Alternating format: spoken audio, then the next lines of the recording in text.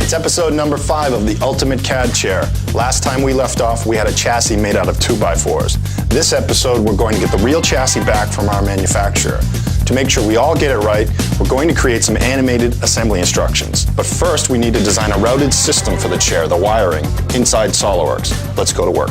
All right, so like a lot of projects, we've waited until the very end to do our electrical wiring. That's not always ideal. But in SOLIDWORKS, there are some ways to make routing quick and painless. The first thing we need to do is decide where to put the main power supply. Below the floor is a good place, so we'll start there. We need to get the power to the switches. You'll see we have the military grade switches you guys voted for. Those look cool. Now, when you have multiple switches, you need multiple wires. That means a fatter harness. So now, I'll keep that on the outside of the design, but down the line, we can bury these wires within our assembly so nobody has to look at them. The wires also need to provide power to the gantry, so we'll extend our cables up here around the arm. Because we're under a time crunch, we're going to order prefabricated wiring harnesses for this project to make sure we get exactly what we need. I'm going to create an instant pin board layout here. Works perfect. From this drawing, we can generate a bill of materials, order our harness, and be set to bring juice to all the systems. All right, that completes the design phase. All we have to do now is create instructions for the manufacturer who's building our chassis. As you guys know, it's always a good idea to cover your butt whenever possible. I've asked my friend Cliff from 3D Via to join me, so if I screw anything up, he can take some of the blame. Hey, Cliff. Thanks for that, Jeremy. Glad to help anytime. So here's the deal. I have a company down in Philadelphia called Macron Dynamics. They make unbelievable gantry systems. All right, I've shipped them a metal floor for this gantry to sit on top of. Yeah, sounds like you're in good hands. I am, but I'm a little worried about the assembly procedure, and I want to make sure they get it right. So what I want to do is ship them the instructions on how to assemble the floor so they don't have to waste any time. They can focus on the gantry. But you know engineers don't ever read instructions, so that's why you've asked me here, huh? You got it. So what I want to do is animate these instructions for these guys in 3D. Not a problem. I can make the most boring instructions easy to communicate in 3D. Sounds good. Software's already up. Let's get to work. All right, so we'll begin here in 3D Via Composer with your SOLIDWORKS CAD data, starting with the floor. We're not going to recreate anything here, just repurpose it and animate it. So there's our positioning brackets and our floor joists. The laser cut panels are going to go on top. It's crucial that all those pieces line up correctly. And since this is your CAD data, the animation is 100% accurate and contains every little detail in the assembly. Jeremy, you can sleep easy tonight. All right, so what we're going to do next is demonstrate your rivet placement. As you see here, I dynamically linked directly to the manufacturer's product details on their website, so you can be sure the right materials are used and used correctly. If you were ever to mass produce this thing, Composer could help you create great looking documentations or animations for service and maintenance, some nice looking marketing pieces, hey, maybe even a video. I am up against the clock here. Just give me the elevator pitch. All right, where's the elevator? So here it is. 3D Via Composer allows you to clearly communicate your product details using your existing CAD data. That's it. That's awesome.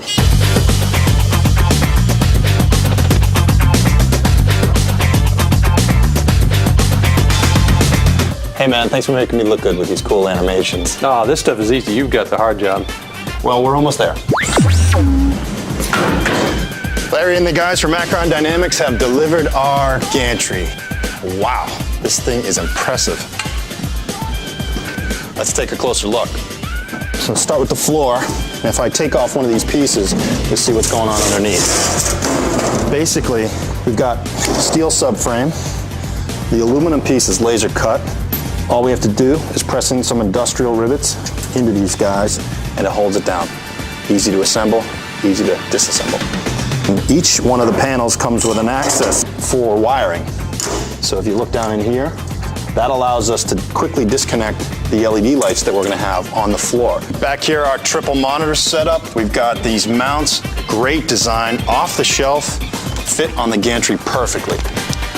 All right, here's the chair in progress. The fiberglass back looks awesome. It's got this radical surfaced shape. The cushion still needs some work, but it's getting there. All right, let me describe some of the metal pieces of the chair. You've got aluminum armrests. They were water jet cut, and they fit perfect. They look really modern, and they're gonna allow us to recess the controls perfectly.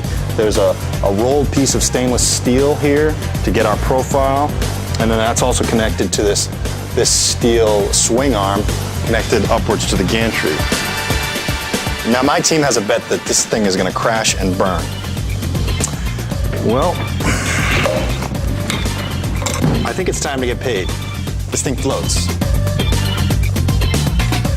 So here is the key piece, the gantry, and the way it works basically are some left-right motions, like an X-Y axis, and then you've got an up-down motion, or your Z-axis. You can also put a motor at the very end to twist the chair around. It's our key piece. We designed it right with simulation, and that's a good thing because we only had to pay for one of them.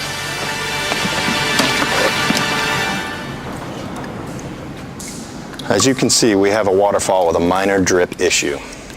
These things are expensive to buy, so we decided to build one ourselves. We've got a leak. When it's done, it's gonna be really, really cool. A lot cooler than this umbrella. Next time, you'll see our fabricated Ultimate CAD chair with the walls, the lights, the 3D Connexion device all wired up, and our other components. But to give you a preview, our buddy Cliff created this virtual experience of the chair with 3D via scenes. Check it out.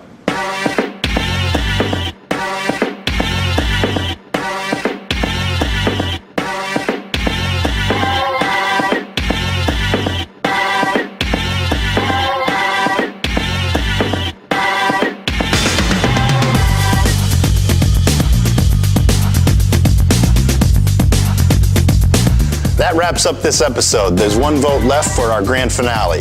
We don't want a regular phone in this thing, so what sort of voice communication system would you want? An aircraft-style headset or a hands-free, voice-activated mic? Get your votes in. Now I think it's time to take this thing for a test spin. This is CAD Dog requesting a flyby.